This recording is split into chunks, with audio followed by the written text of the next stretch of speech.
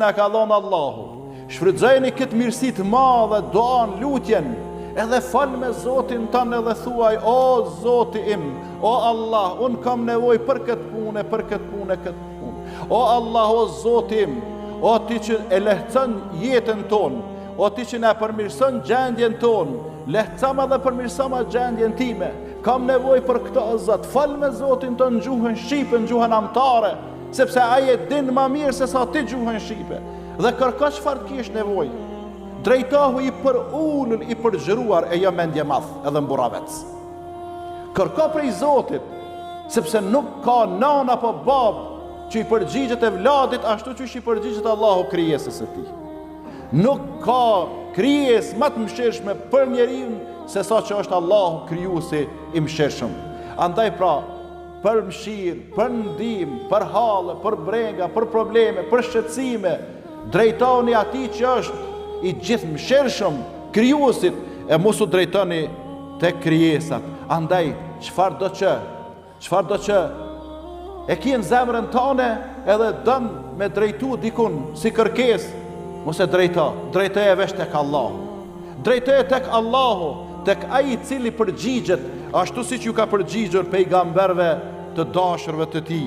Edhe e dini mirë sprovën e Jakubit alayhis salam, se si u sprovu me djalin e tij Jusufin, se si ja marrën e ja hodhën atje në një pus, në një bunar. Pastaj çka? Kur ata një farfor me vëllezër xheloz menduan se zgjidhen problemin, e gjujtën poshtë, Allahu e ngriti nalt. Sado që të hudhin ty poshtë, të këqinjet, Allahu të ngrit nalt. Ata menduan për me ul, menduan për me zhduk atë, ndërsa Allahu e bën ministër, ndërsa Allahu e bën të madh. Edhe kështu kur u mërzit Jakubi alayhis salam, edhe kur e pa se djali i tij nuk po i kthehet, edhe sprova ju shtue, tha: innama ashku bathi wa huzni ila Allah. Unë tha dhimbjen time, unë pikëllimin, mërzin time, po ja lo vetëm Allahut, po ja paraqes vetëm Allahut. Atë dosjen që e ka njeriu me mërzia, me hallë, me brenga, mbylle, mos e qit para njerëzve, se s'mund ta zgjidhin njerëzit. Po çka çoja Zotit paraqitja Allahut, edhe ajo është që i zgjidh ato. Pastaj vllazën bëhuni të thjeshtë. Bëhuni të thjeshtë, sepse evliat të dashurit e Allahut janë njerëz të thjeshtë. Ata nuk e vlerësojnë njeriu në bazë të pamjes së tij. Evliat e Allahut të dashur të Allahut nuk i respektojnë, nuk i duan njerëzit për shkak të autoritetit, për shkak të pozitës, për shkak të shkollës, për shkak të pamjes, për shkak të parave, për shkak të bukurisë.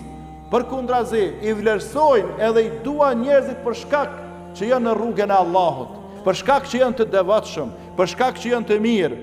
Andaj pra, mos bëni dallime në mes njerëzve, sepse nuk ka dallim, ai i bardh, ai i kuq, ai i verë.